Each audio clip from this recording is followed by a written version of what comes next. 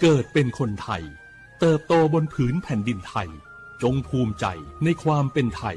ชาติไทยเรานั้นนับเป็นชาติที่มีความเป็นมาเก่าแก่ยาวนานเรามีภาษาวัฒนธรรมและมีสิ่งต่างๆที่เป็นเอกลักษณ์ให้เราได้ภาคภูมิใจในความเป็นคนไทยเราควรเห็นคุณค่าและมีความรักชาติหวงแหนแผ่นดินอันเป็นมรดกของบรรพชนร่วมภาคภูมิใจในความเป็นไทย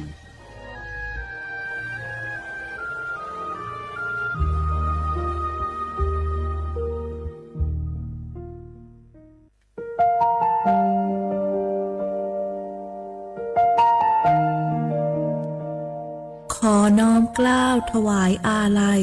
สมเด็จพระพันปีหลวงพระแม่แห่งแผ่นดินผู้ทรงเมตตาเหนือเกล้าขอพระองค์เสด็จสู่สวรรคาลัย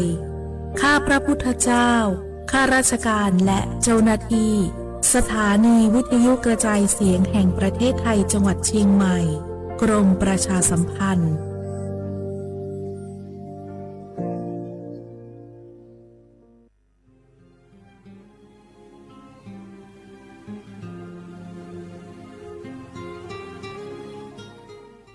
This is a moment of profound grief for the Kingdom of Thailand. We, the collective voices of Radio Thailand Chiang Mai, join the Thai nation in mourning the passing of our beloved Queen Martha, Her Majesty Queen Sirikit. Her life was a testament to the unwavering service, grace,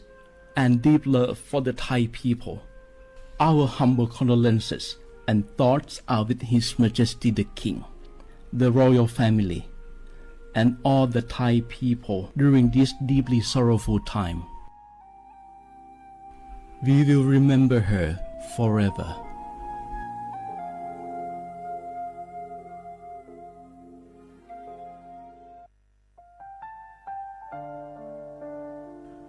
Adua Thai มิขอส่งเผาอามาสมเด็จพระนางเจ้าสิริกิติ์พระบรมราชินีนาถพระบรมราชชนนีพันปีหลวงควยตาโอดาเลียกาชายันดาชอเนมาอายออามามิขอเปียวเนไทยมิขอกะดูอาคาชอเจอกะดูเงเกเนลาหมายแอจิชนีถามิเนเนมาละเควมาเงเลเชญญาเธอมิเนอาดิมาโยหานาลูอายองเนเกเนโยเยบอเนมาอีนอายอมโดอาดิเนโอเอียเนควยตาโอดาเลมิเนเนมาหน่วยสาวเนวอเจโจเอเรญาอาดิมาโยหานาลูอายองเนมาละเควโยโจนาลูเนเกเนโยเยบอชอเนมางามาอาเขาชดเจอโยกานาลู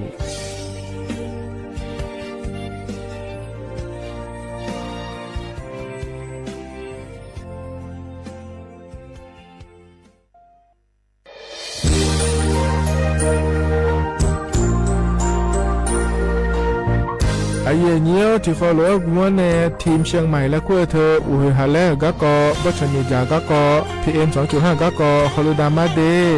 ไอเยี่นี้มีจาโดโมนะทางศูนย์อเมริกันและแก้ไขปัญหาไฟป่าหมอกควันและฝุ่นละอองจังหวัดเชียงใหม่ละคือนากาซาโบจะมีงาซุ้มตีงีเย่จะมีเยียงจังเลยเนี่ยไม่เดแกมาเมื่อฮอปาย้อนยุ่มตาจางอาเดเย่เนียวทางปชมีจาอุยฮาเลฮอนเนพีเอ็น2.5 กะกอฮอลูดาอากกามาคาทางแอปพลิเคชันไฟดีและขั้วปาเนอนุมายานะมีจามาบิเคเจเดอันอายามก็ดูนะขอนี้อันตีบาลาติเสียในอันสุมเชติบาลางาซีอาคนนี้พังงายาโกช่วยกันนี้อาส่วนมาขาจะบ่อนายย่อไปยุบ่อยเจเด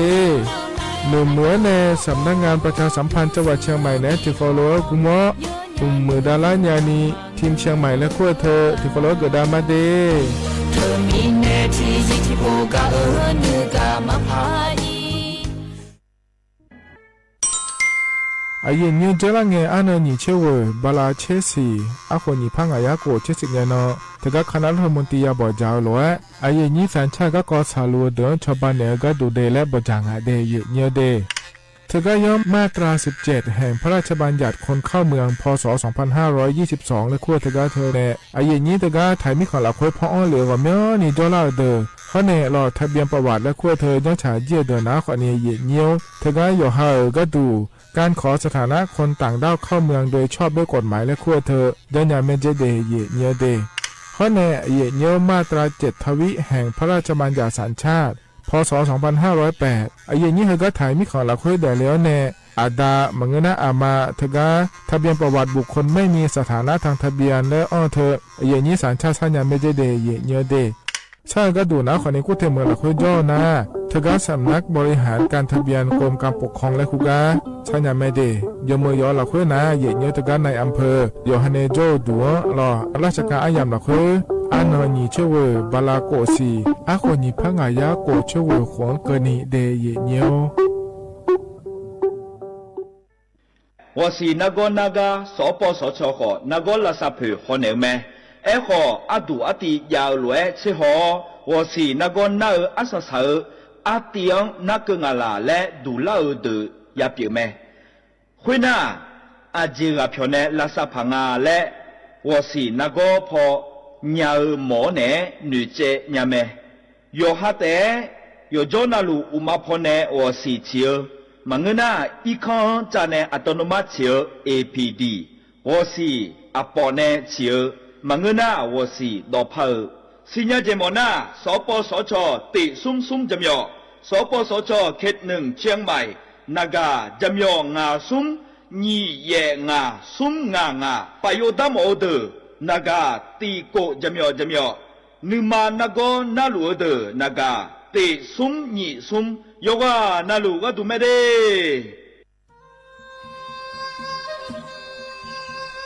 ยาโปนาลูเฮตาฮอดาเง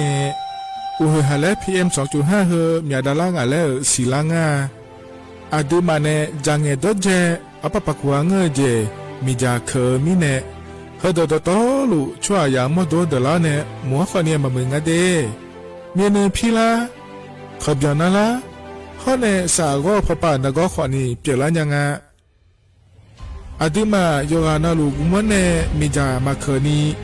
โยฮาเนยับมุนเนยับเพอเล่เธอโลไทยเนเฉเนวิเกมีจามีกาพี่ข้อเนบอชอมยาลานีอาบอที่ขอหลวงเขาที่ขอหลวงกุมันเนมีจาตาเคเดเหมือนเนโยฮานาลูอยู่เหมือนจะชาโดนีย้อนยาผาเหมือนเนสำนักงานประชาสัมพันธ์ที่ 3 กรมประชาสัมพันธ์พปาเนจะกล่าวงาเด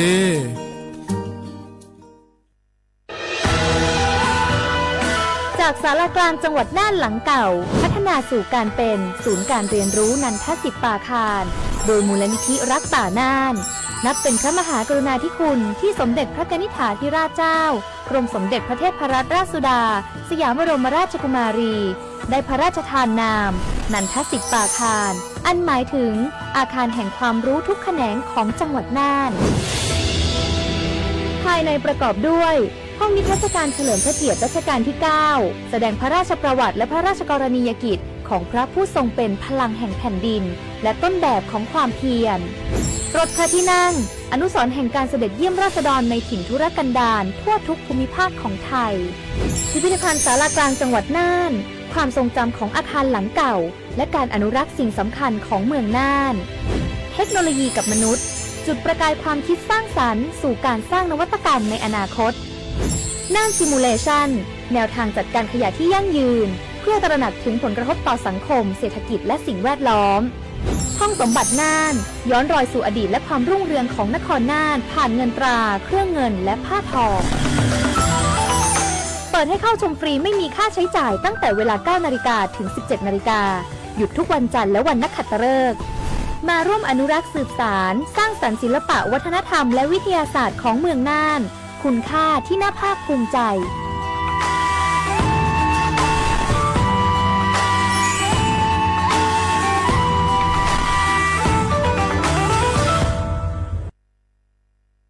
ข้าชอชอเว้นเว้นเว้น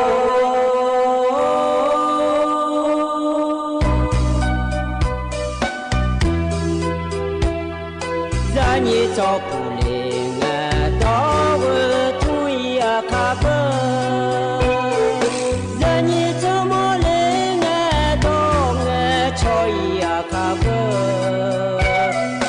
错怕嘛是错茶路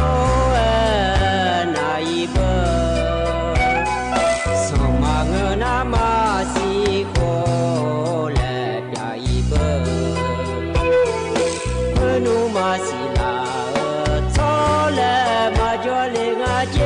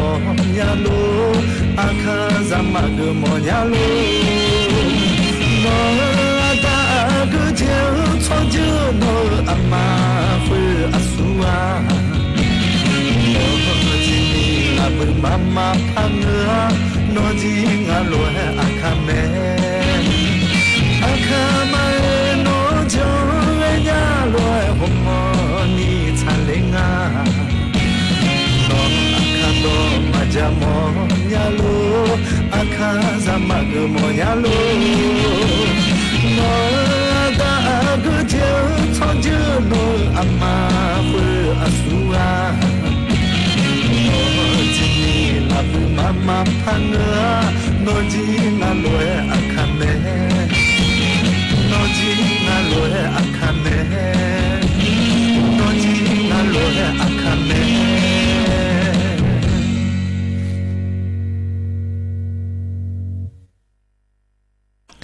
สพ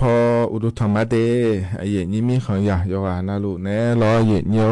ยวให้ล้ออินังเอล้อเยเนียวยนาลูทอนจ่อล้อเยนี่มีของอยากยานาลูเนพยาทอนจ่อมีเดเยเนียวเดนิ่มสาวล้องานเนอายุเชื่อมือเนฮอนเนล้ออายุมีดอนเนที่เขาล้อจอดามาเดเยเนียวเดกาทอนจ่อลาที่เดล้อ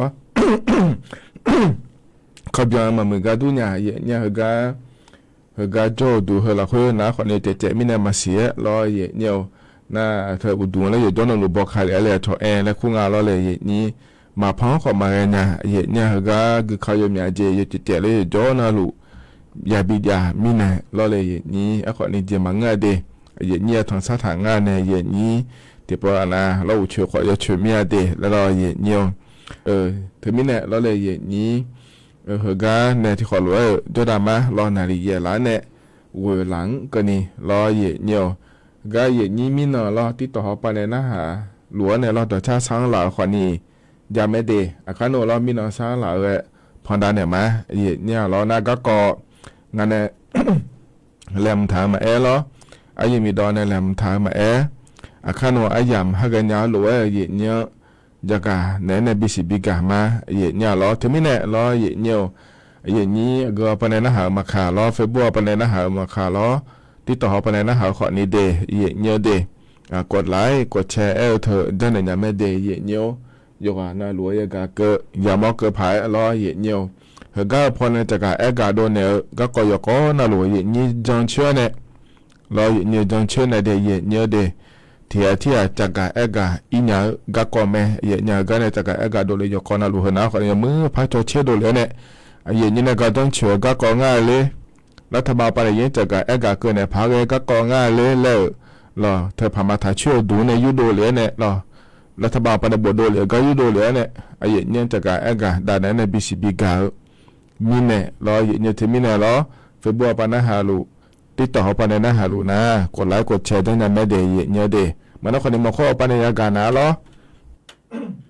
เนี่ยล้อเนี่ยที่จากอีน่ะไหมเนี่ยล้อข้านัวก็ยังมีก็แหลมถ่ายจะมาจากแล้วนั่นบิสิบิกามาเดย์เนี่ยเห็นยุ่งอายุมีตอนเนี่ยล้อเนี่ยอันนั้นจากก็ไปในนะฮะเนี่ยเลยแล้วจากเนี่ยที่เขาเราจะไม่นะฮะตามาอุตธรรมะเย็นอยู่วันนั้นดูล้อเห็นง่ามีดอชมือมาเดเฮ้อันนั้นอดีมาอันนั้นล้อเย็นๆนั่นนะมองที่นักกลางเย็นอยู่นี่สิบาลาล้อน้ำมองที่หัวง่ายเย็นๆที่นักหัวจีดีประชาเรื่องมองง่ายนั่นนะงาจีมองที่นั่นมา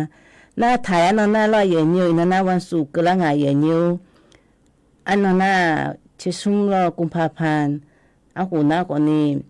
นี่พางายากูเชื่อว่าเย็นอยู่เฮ้ก็พอเนี่ยเย็นนี่นะหายาพอนะหัวจีบอกเกอพอขอเอ็งเรามาข้อพอขอเอ็งเราอย่างเงี้ยเองที่พายาสีเช็คโกกิโลเฮงอย่างเงี้ย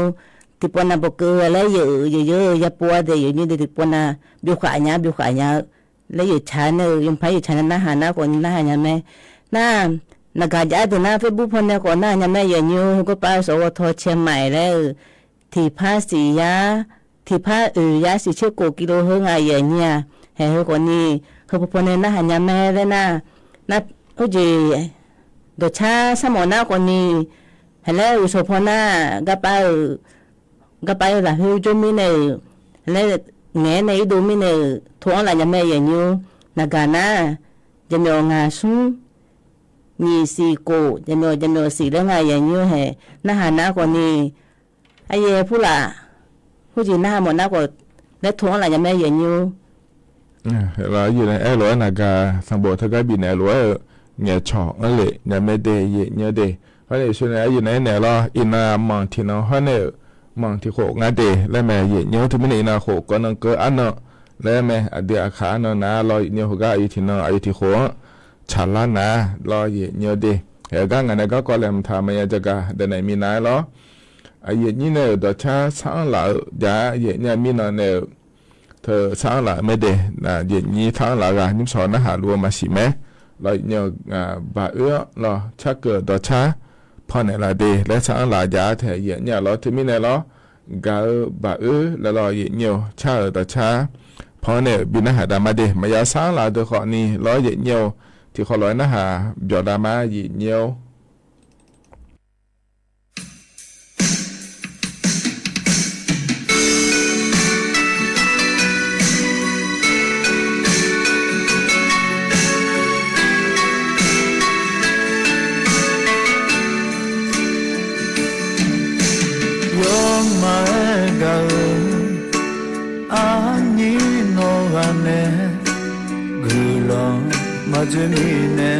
마누가네 야워이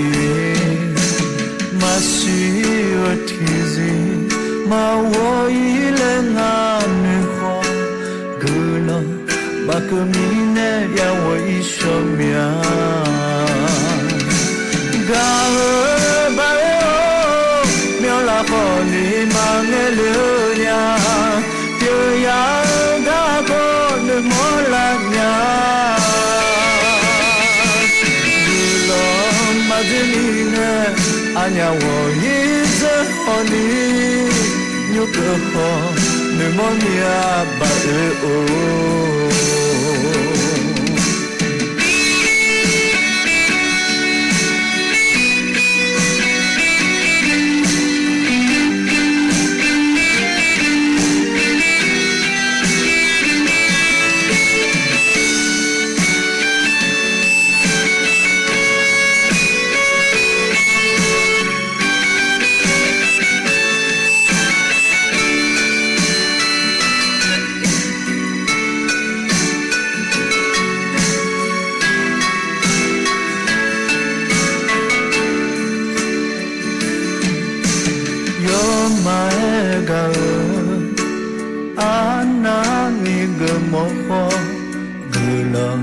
마지미네 마누가네 야워이 마시어티지 마워이랭아느호 글러 마크미네 야워이 쇼미야 가을바요 멸라고니 망해르냐 여야가고는 몰랐냐 마지니네 아냐워 이제허니 뉴크호 느모미야 바르오 가을바요 멸라호니 망해르냐 뼈야가고는 몰랐냐 굴러 마지니네 아냐워 이제허니 뉴크호 느모미야 바르오 뉴크호 느몰라냐 바르오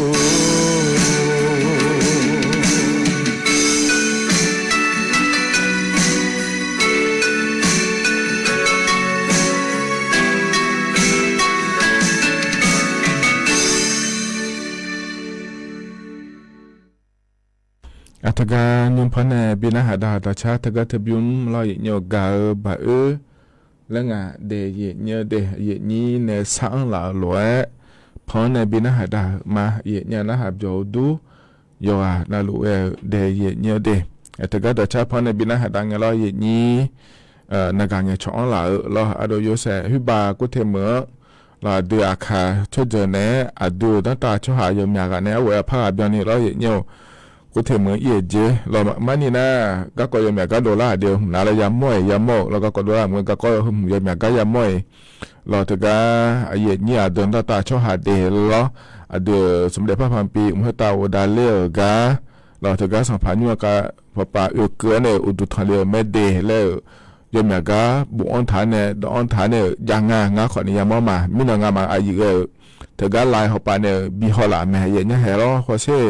อดูตาช่อหาวุยมอย่างนี้งั้นเดถึงก็ดูสมเด็จพระพันปีร้อยเนียวดูพระบาทสมเด็จพระเจ้าอยู่หัวรัชกาลที่10อามามุขตาวดาเลียกา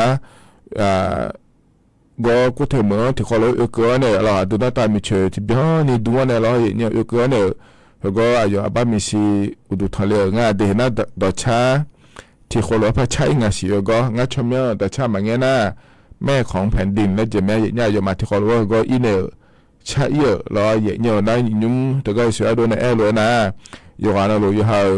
มานูโจดูโจยาก็นี่อกละมาเดแล้วจากการอังเลียง่าแท้ใหญ่เนี่ยก็เลยมาเดอะโดนเลยรอเยอะจะไม่ได้ใหญ่ยี่เถียนะรอยุ่งนะหาหลวงเนี่ยเธออดีตสมเด็จพระพันปีเราหัวเต่าดาเลือกกันอีกคนเนี่ยดูถอยหมอเมียเลยและนาขอเนี่ยอีหน้าสิได้เย็นเนี่ยเดอีหน้าไม่ได้กูเทเมื่อยัยนาขอเนี่ยเธอก็สัมผัสอยู่อีอันเนี่ยรอเย็นเนี่ยอุดถอยเนี่ยไม่ได้เย็นเนี่ยเดที่คนเราด้วยนะมาเย็นเนี่ยเธอก็เนี่ยนะเราแห่อายุมีดอนเนี่ยเราก็เลยทำเธอจนแม่บินหาดามาเดเย็นเนี่ยเดเราเย็นเนี่ยก็เบบๆหุ่นนะอุจจาหมอชื่ออะไรที่มาเล็กขายอันเดอร์ขายอันเดอร์อีกที่มาที่ตอนนั้นอยากกูยันนะหมอช่วยนะมาสิญญาพาเราอาข่าวคนนี้อ้อยแล้วคุณไม่รออย่างนี้อ้อยเฮ้คนนี้อายุมารัฐบาลพอเนี่ยโรงงานแล้วก็อันนั้นหมอช่วยเฮ้อดีช่วยเฮ้แล้วติดกอล์กูจะมีอีเมลโรงงานพอราคาแล้วอัพเผื่ออย่างเงี้ยเผื่อก็แล้วอายุที่รู้ก็ขาดเดือบส่วนใหญ่เนี่ยคุณรู้ดูต่างไงเนี่ยน่าหุ่นเจอายุน่าอายุมาหุ่นเจยาวเชื่อบาเจอย่างเงี้ยต่อตันแล้วบุตรทางตันน่าโลเฮ10โลเฮอายุรู้อายุมากว่าอายุส้มสีน่างาเชื่อซุ้มบ้านเนี่ยเชื่อสดาแล้วภายงานก็ไป1ccแล้วให้ดูนะอายุมาเนี่ยแล้วคุโลอันเดแล้วก็จะขอโรงงานมาแล้วคุโลอายุมาหาดามอเล่นเนี่ยมาบิดาเล่นนี่รอแล้วมาบิดขายจีเนี่ยอาจจะมีแน่น่าอายุมาจีก็ขาเดินละบิเชล่าพาก็อาผิวคุโลไม่เดแล้วบิสิญญาพาเราอย่างนี้น่าเฮน่าบุพอดีมาพันเหนือพอก็มาค้างานพอแต่ดาวพอค้างานอย่างเงี้ยนั่นคือคนนี้ล่ะบิเชล่าพาแล้วรัฐบาลในโคลมอนในโคโลทานในงานอย่างเงี้ยคือน่าคนนี้หมอช่วยอย่างเงี้ยหมอช่วยเขาจีอดีตช่วยแล้วโคโลตัดเล่มเนี่ยคือหนึ่งโคโลตัดเล่มเนี่ยในทางงานอย่างเงี้ยแล้วนะขอเนี่ยอายุในแหลมถ่ายก็เกาะแล้ววิศวอายุเธอทิตันเธอน่าเลยเนี่ยทีตันเธอนะทีพัดจิโร่แบบเกิดเดย์เนียเดเธอทีพัดจิโร่แบบมันนี่นะจิโร่แล้วพ่อขอเนี่ยถ่ายตัวเสียเนี่ยขาตัวมังงะหูบาขาตัวกิโลแล้วมาจะเบลล์หูบานะ1กิโล2กิโลและงานเนี่ยขอเนี่ยเดือขาตัวมาจะมีเนี่ยก็อยู่ข้างๆนี่ของอะไรใส่เงี้ยนะขอเนี่ยโชว์ในแหล่งถ่ายที่ใส่เงี้ยแล้วเนี่ย1กิโล2กิโลแล้วมีน่ะเดือขอที่กิโล1กิโลแล้วแม่เนี่ยรอหน้าที่พากิโลเธอรอเยเนี่ยที่ตันแล้วชาลางาเดเยเนี่ยเดที่พากิโลนะขอเนี่ยที่ตันแล้วเงินแม่เยเนี่ยรอเธอมีเนี่ยรอเธอนะขอเนี่ยรัฐบาลไปในเยเนี่ยเธอเนี่ยหมอช่วยก็ดูมันนี่นะหมอช่วยเนี่ยพอช่วยเธอที่ตัวแม่อยู่พอช่วยนะมาสัมปลันจ้ะได้ขอหมอช่วยเฮ้ยนะหมอช่วยนะเดี๋ยวมันที่มันแล้วขอหมอช่วยนะมาสัมปลันเฮ้ยนะหมอช่วยแล้วแต่ข้าดอกขอเนี่ยยมยาจีแล้วพระยาโทรเห็นเนี่ยแต่มีเนี่ยแล้วเลยเห็นเนี่ยเฮ้ยนะยุ่งอายุในเฮ้ยนะถ่ายดอกปานะอ้อยแล้วงานถ่ายเห็นเนี่ยหรออ้อยแล้วถึงก็ถึงแม่เกิดงานเดย์เนี่ยเดย์นะขอเนี่ยอัดดับเบลก็เกาะรอเห็นเนี่ยนั่นใจที่ก็กางานในลำธารเนี่ยเนี่ยจะกับอากาศนั้นในบิสิบิกาเดียเนี่ยก็จะละเงี้ยล้อเนี่ยถึงก็องค์การเพื่อความโปร่งใสนานาชาติและขั้วปานแงเนี่ยเราอยู่มามีของสิเราคุยทอชิฮองะเราเนี่ยเธอเนี่ยมีอุ้มดาสลายอยู่เจน่าลูเราราชการปานเนี่ยมีอุ้มเหอะอยู่สุดยอดเราคุยเนี่ยอุ้มดาสดางาโลเนี่ยมีจ่าซาจ่าเดียงาโลและชดเชยหออย่างงานเดียเนี่ยเดียถึงก็ส่งงานในเกิดอามาอามูชมเนาะถึงก็ถึงร้อยเนี่ยน่าโยมาโยโคน่ารู้จักโลเลยอะเนี่ยอากมีข้อแล้วที่ยาเตียงที่ยาบิวส่งอากเตียงจะหลุงอ่ะแล้วเนี่ยอากเตียงจะหลุงอ่ะเลยสอหัวเดียเนี่ยเดียอดีตไทยมีข้อยาดูไม่จังเลยพายงานเนี่ยชดตามมือเจงอ่ะโล mà ngỡ ngà để dễ nhớ để thì ya ta dễ chết nhỉ mi khó yo mà này cho chết lại cả đưa thay mi khó thì ya ta chơi ở tiếng chẳng ai dễ nha thôi mi này dễ cơ mỏ ngà lại cơ na lo dễ nhớ là chắc cao ba mẹ lo cái gì mua hờ lo dễ nhỉ mà sư mà đâu yo ha phò bé sa da lo bộ yo mẹ nhớ cho ngà dễ nhớ để cơ nghe lo dễ nhớ hờ cái chia tàu ở chẳng ta lại cơ đưa thay mi khó này cho giá hờ đưa mà nam một chế một dễ cái mi khó á yo khá mà sư mà giả mà đâu để dễ nhớ để Brunei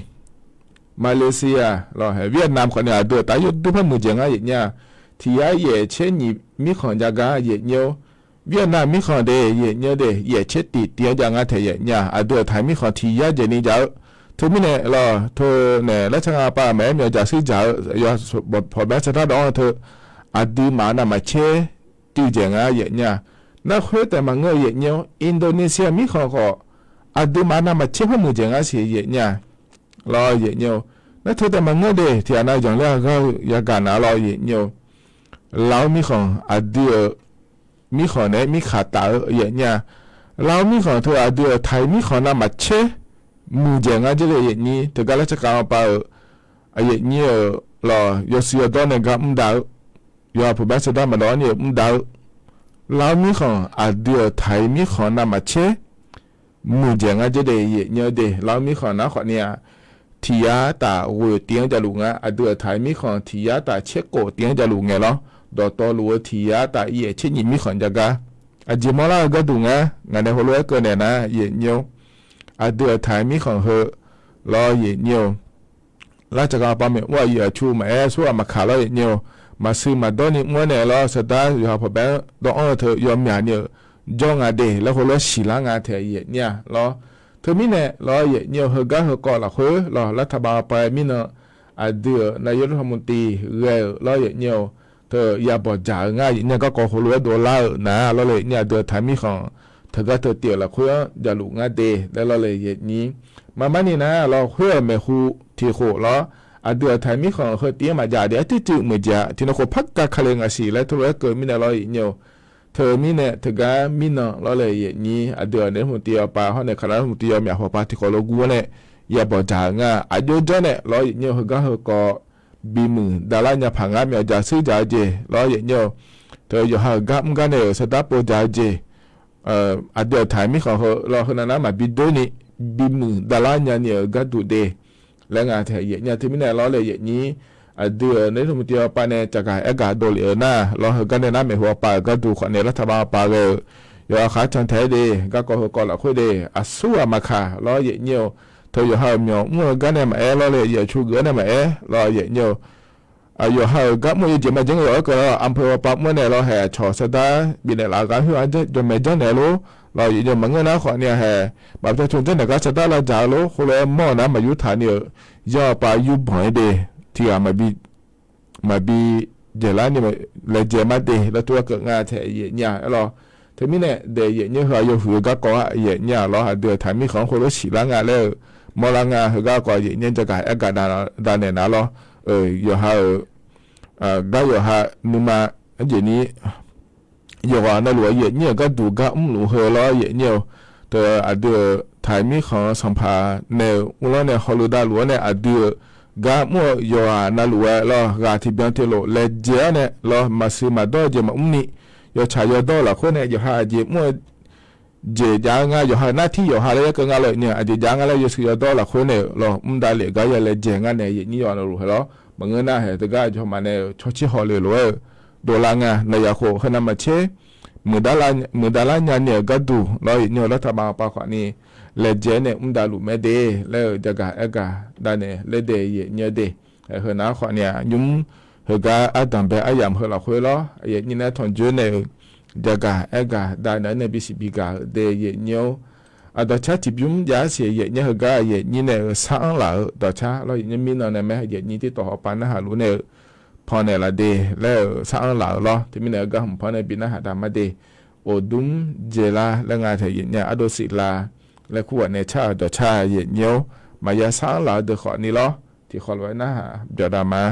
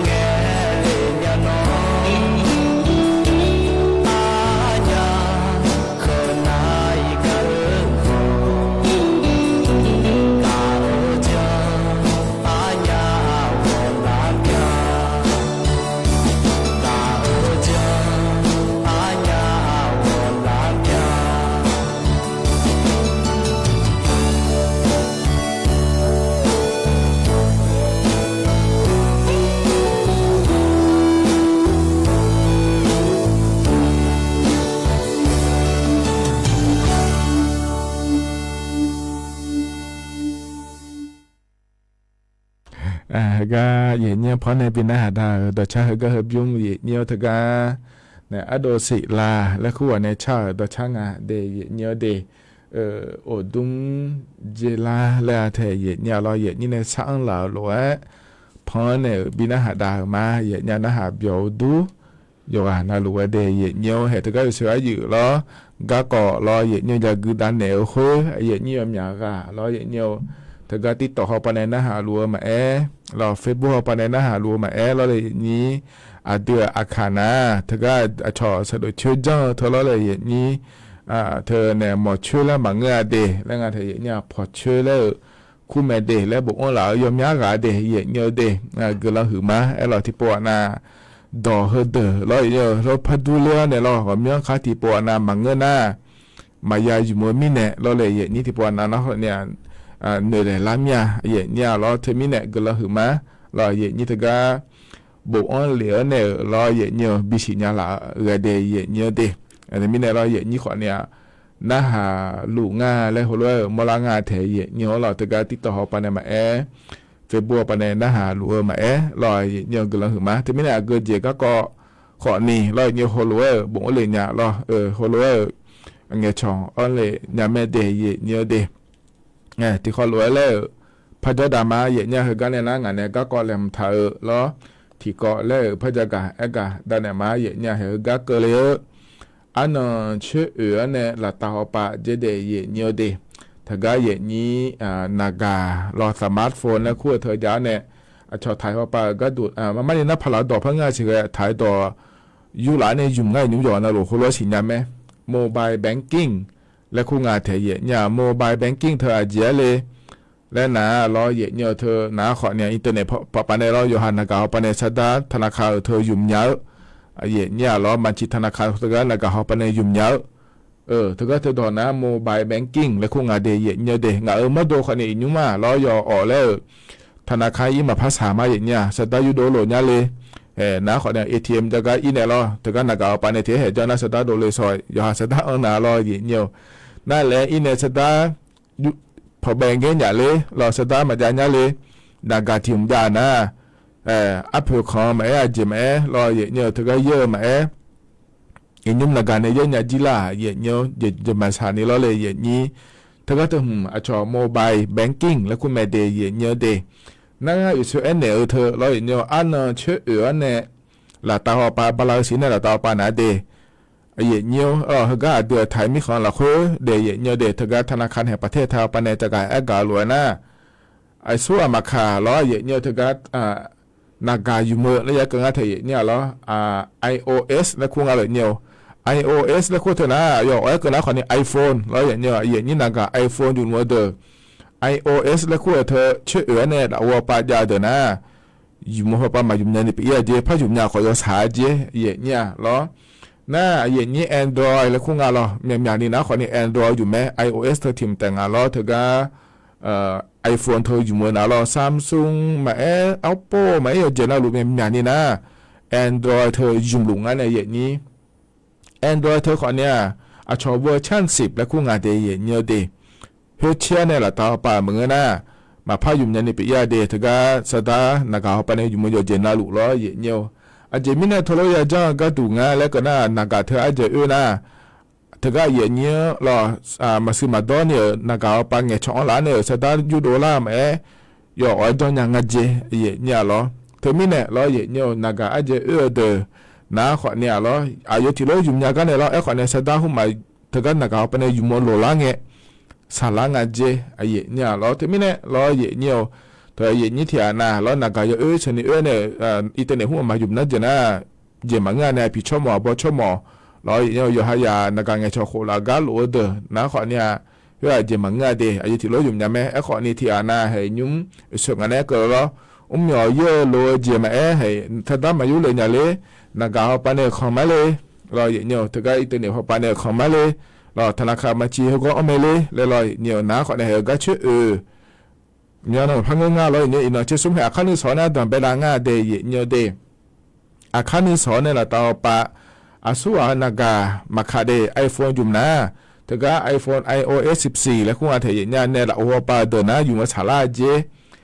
นะ Android อยู่มือตัวขอเนี่ย Android 10มันเนี่ยเอาไปก็ดูนะอยู่สาราเจเดเยเนียวเดถึงมีเนี่ยอดีอาคาคอมาเทียอินุมนาล้อเยเนียวเมื่อหายาล้อดีมาขอโยเจนาลุยาล้อ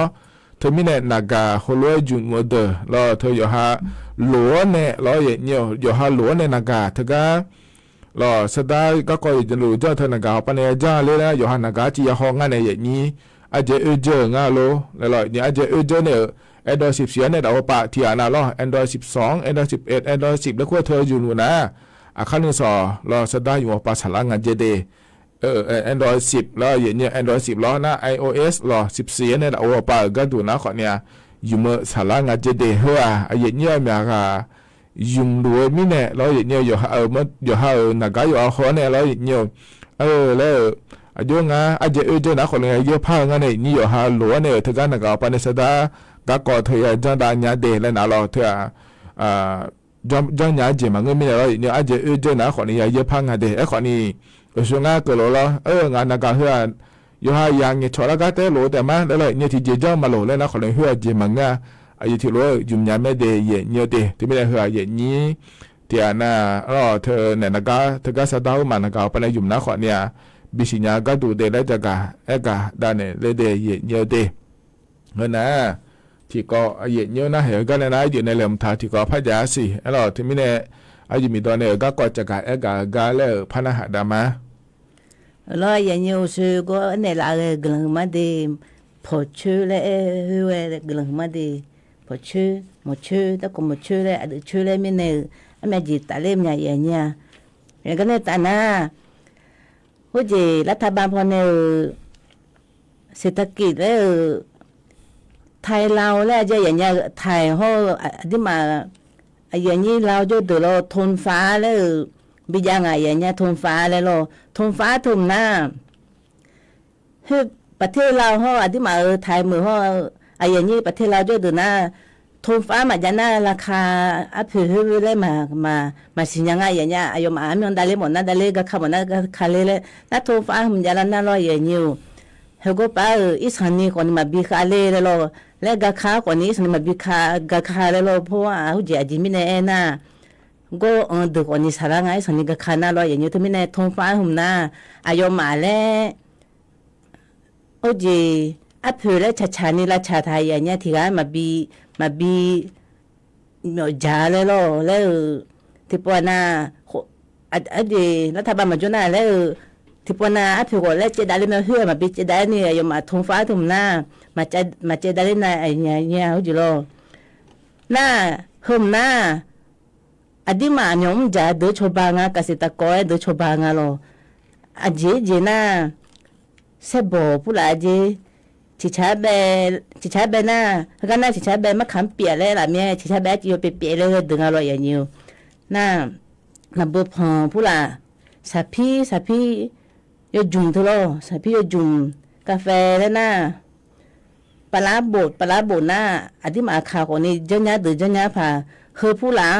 เขาก็ไปทงฟ้าแล้วไทยมือห่อเรามือคือทงฟ้าแล้วไปดูแลเมียอัพเพื่อคนนี้ชานี่เขาโลบีอันจ่าเลยบีจ่าเลยรัฐบาลเนี่ยกันเนี่ยดูแลธนาเขาพอยังไงอย่างเงี้ยอุบลราชธานีพอยังไงพอเนี่ยเขาอดีมาอย่างนี้เราหมู่พอจ่อดูเราถึงมีในทงฟ้าจะน่าเฮก็คนนี้ยังเล่นยังไงอย่างนี้เฮคนนี้อย่างนี้บิสิญญาเลยเฮก็พออย่างนี้ประเทศเราก็จ่อไม่ได้อย่างนี้ก็ไปทงฟ้าจะน่าอัพเพื่อผู้ใหญ่สันนิมาค้ามากค้าชานี่คือยาแม่และเนี่ยมาเราอย่างนี้ธนาคนนี้ไทยมีของเขาปาเนี่ยเราเขาเนี่ยเรามีของอะไรที่เขารู้ว่าเจ้าเนี่ยจอนดาเราเนี่ยเผื่อจะมาบิเผื่อได้เรื่องก็ดูเดแล้วงานเนี่ยอย่างนี้นะคนที่ก็เราให้อาศัยเยอะงานอย่างนี้จะการเอกาตอนนั้นในบิสิบิกาเขาก็ก่อนหน้าเราเนี่ยมีโน่นนะอยู่มีตอนนี้จะการแต่ในมันเนี่ยนี่เขาก็อันนั้นเชติจะลังเงินเนี่ยเราเนี่ยเดือดไทยมีของเราคนน่ะอยู่เชื่อจะเจองานเลยแล้วเราถึงมีเนี่ยรัฐบาลป่าก็ดูนะคนนี้เธอเนี่ยอยู่เชื่อจะมาบิเชื่อเธออาจจะมาบิจะเจเนี่ยจอนดาก็ดูนะคนเนี่ยเราอย่างนี้จอนดายาเดเธออันยุ่งเราหวานปกติแล้วเธอเราอย่างเดียวที่ยาบิมจะก็งาชิบยุ่งแต่บิเจล่าก็ดูเดแล้วเราจอนดาไม่เดอย่างเดียวเด เฮก็ก่อนหนาเราเนี่ยเธอเนี่ยเดือดถ่ายชั่วเฮยช่วยเยอะๆจังอ่ะรออยู่มันจะชัดว่าป้าเดือดละงะนักก็เปลี่ยนละงะแล้วรัฐบาลปันในจังดาละงะเดียเนี่ยเด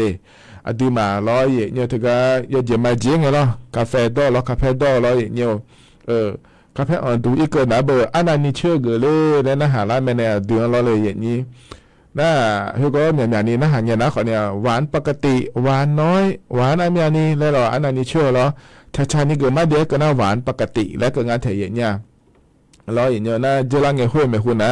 เดี๋ยวจะมาเจียงเงี้ยล้อเลยอย่างนี้หวานปกติถ้าคุณจานิจ่าแล้วงานเนี่ยอย่างนี้ล้อคุณจานิจ่านะเดอีนุ่งล้อก็เช็ดเตี้ยเนี่ยล้อตาปานะขอเนี่ย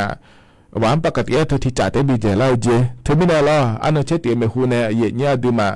ชาเนี่ยเกิดมาเดียวแล้วก็เนี่ยจะมาเจียงเงี้ยจนคุณจานิจ่ายาล้อเฮก็อันนั้นอีนุ่งเนี่ยล้อตาปานะเลยก็ย่อยกันล้ออีนุ่งเนี่ยตาปานะชานี่เกิดมาเดียวก็นะคุณจาที่จ่าได้เจริญงานเจเดยช่วยเอาปะล้ออย่างเงี้ยอีนุ่งทุลก็ดังอ่ะล้ออาทิตย์แต่ช่วยแล้วพะนะที่พักกับคาเลงาเสียเนี่ยล้อเธอเนี่ยช่วยเจมาบีจ่าเจก็ดูเดแล้วงะน่าอีนุ่งน่าจะขายอากาศดังหน่อยเนี่ยคือน่าเลยเนี่ยชอยี่ห้อแล้วกูงาล้อเลยเกอพอปะหัวจังได้ก็ดูงาแล้วก็น่าAmazon ที่กาอินทานินที่กาออคาเฟ่เราออคาเฟ่นะเบอร์ทกาเซเว่นไม่จำไม่ในนี้อินทานินนะนามาดอนดูงั้นบางเงี้ยนะบางจากเลยคู่ก็เดี๋ยวแถวเนี่ยนะอเมซอนนะคนทกาเนี่ยอดีแล้วคู่ก็รอนามาดอนดูรอเนี่ยปตทรออย่างนี้แบ็คแคนยอนพันไทยฮอนเนอร์ชาวดอยและคู่เธอยุ่มทการัฐบาลปานในเนี่ยทาวเลยเกิดดามาเดแล้วเราชาวบ้านปกติแล้วเธอเราเนี่ยชาเนี่ยช่วยเกิดมาเดแล้วเธออันเนี่ยไม่หุ่นนะเจริญเงี้ยนะอยู่จะมาเด้งเงี้ยนี่จ่าแล้วดอนเนี่ยนะเราเนี่ยยุ่งละที่จ่าแต่ดอนเนี่ยเจเนี่ยจะช่วยปลาล้อที่ไม่ได้เห็นนะคนเนี่ยนี่ครับแพดโดโลแล้ว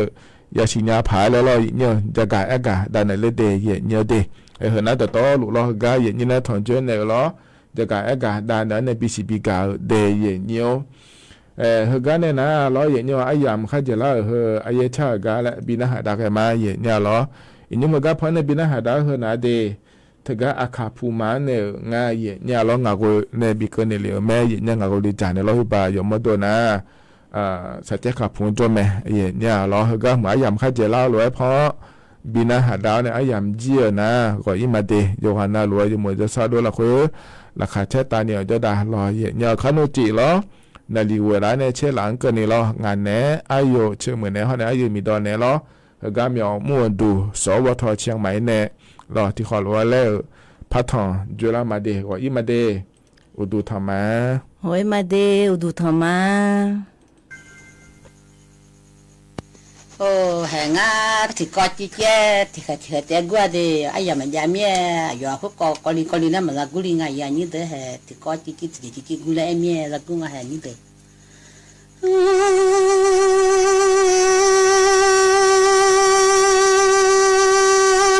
จับเบลจับเบีย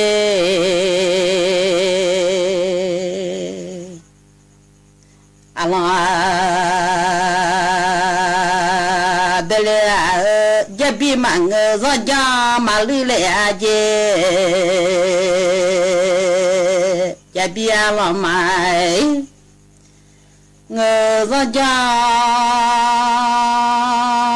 มาลุเลอาเจนอสัมภางมาเงดจามาลุเลอาเจชะจอเดที่เดเล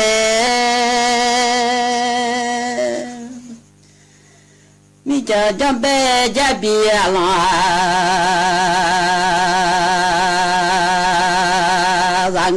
让你要哈要让头啊来的卡。要哈要让头啊来闹啊，老比赛了要哈要接头啊来别来接。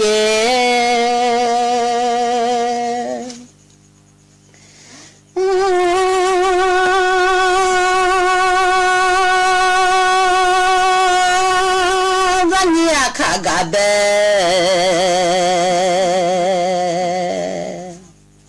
刘早大姐，我嘎呗刘菜啦，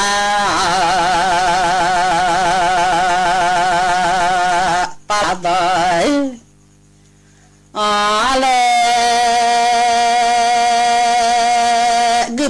比啊个白拍票啊个来接嘞，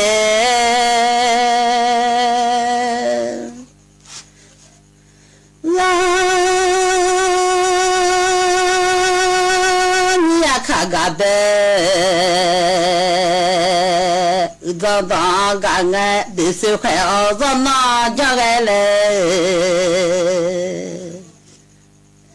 这是把老孩儿子拿家，人家看个白子当个爱拿，人家要还要上来的，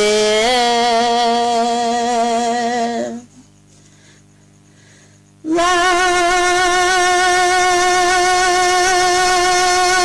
家看要还。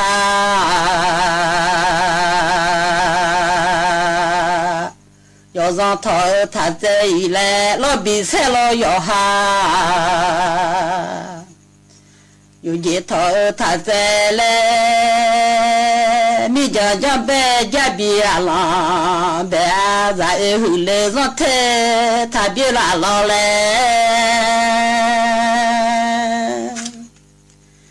我们来让修他来了来，陪老老弟要还要家头，陪老家头要哈，有几头他在来了来，这边了，咱们上家别来接。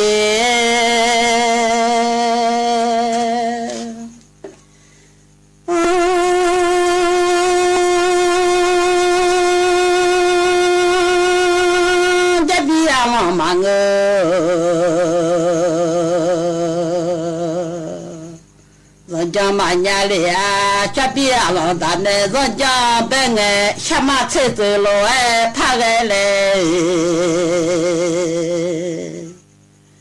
你家车走路哎，怕哎，下马米家车走怕，我多皮肤他怕拉了嘞。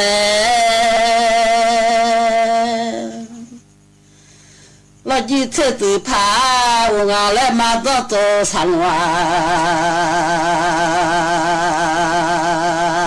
他怕拉老来别来啊，就有你的的。เสียงแห่งประเทศไทยและเครือข่ายทั่วประเทศเสนอข่าวต้นชั่วโมงรู้เร็วรู้จริงเกาะติดทุกสถานการณ์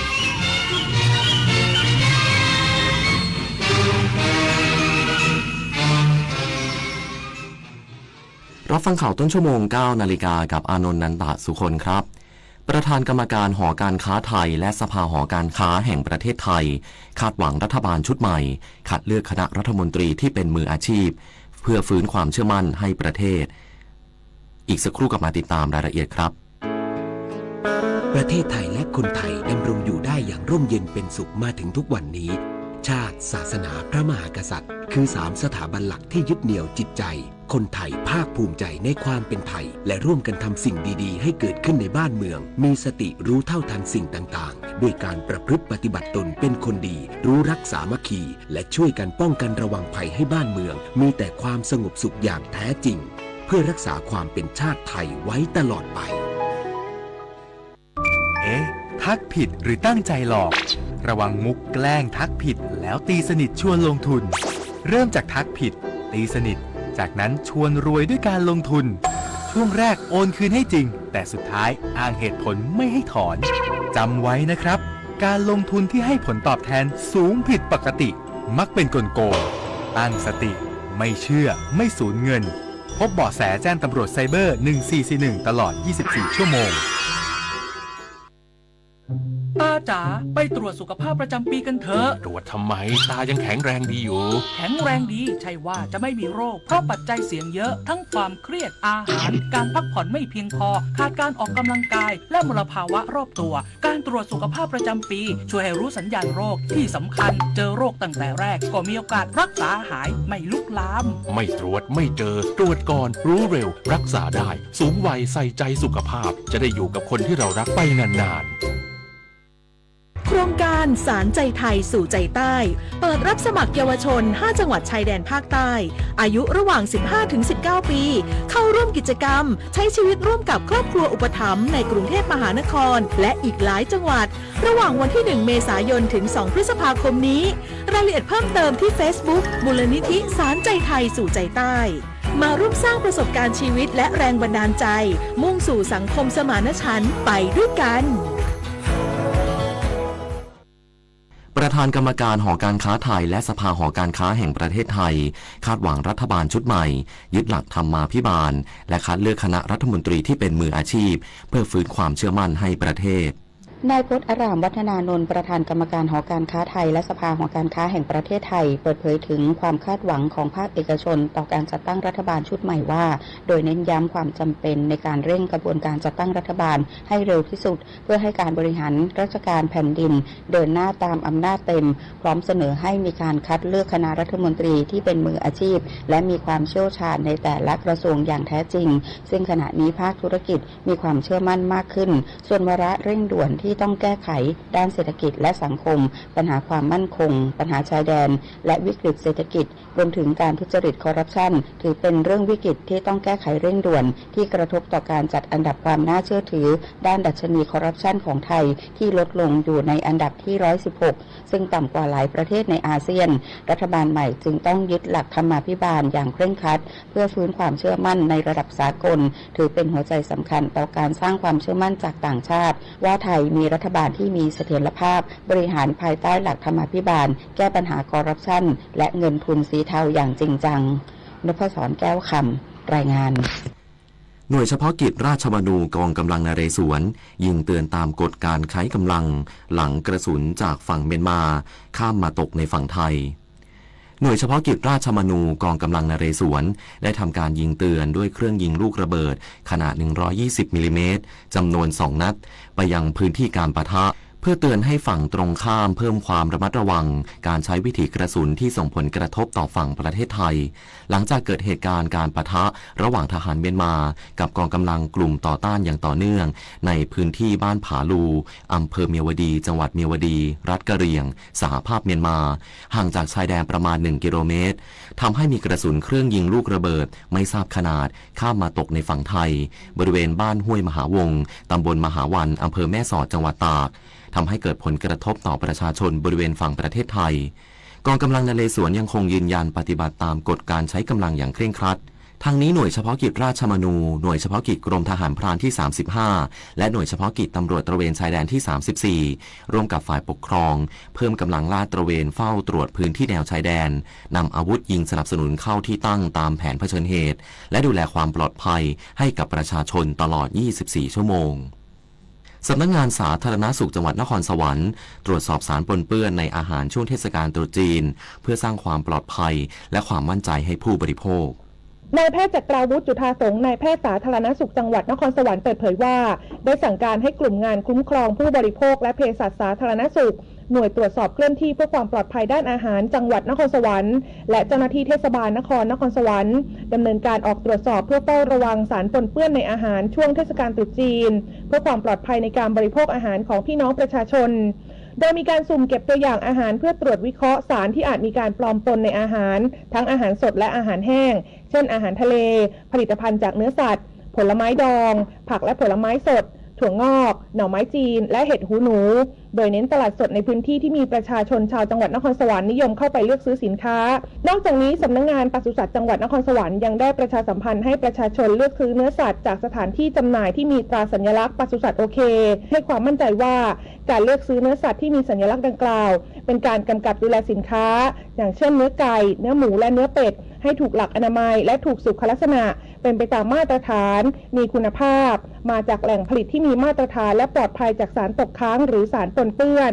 เพชรไทยเกิดโชติสวทนครสวรรค์รายงาน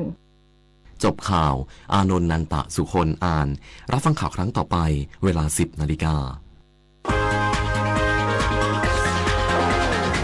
ติดตามข่าวที่นำเสนอไปแล้วได้ที่ www.thainews.prd.go.th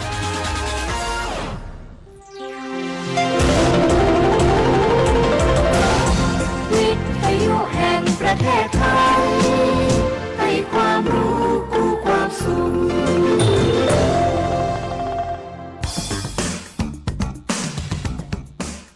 ในแต่ละวันมีเรื่องราวมากมายที่เกิดขึ้น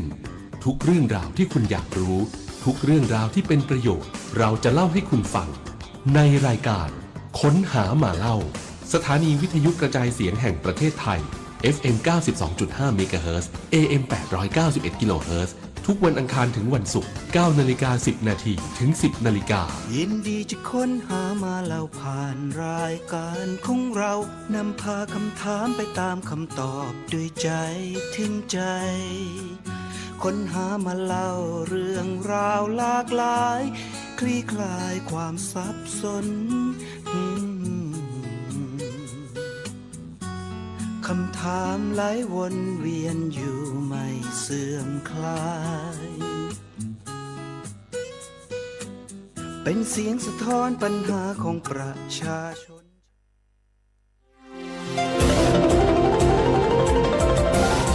วิทยุแห่งประเทศไทยให้ความรู้คู่ความสุข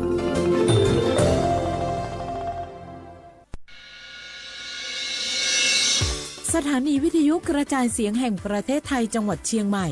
AM 1476 กิโลเฮิรตซ์สถานีวิทยุภาคภาษาชาติพันธุ์แห่งเดียวในประเทศไทยที่มีความทันสมัยเชื่อถือได้สร้างอัตลักษณ์กลุ่มชาติพันธุ์สู่สากล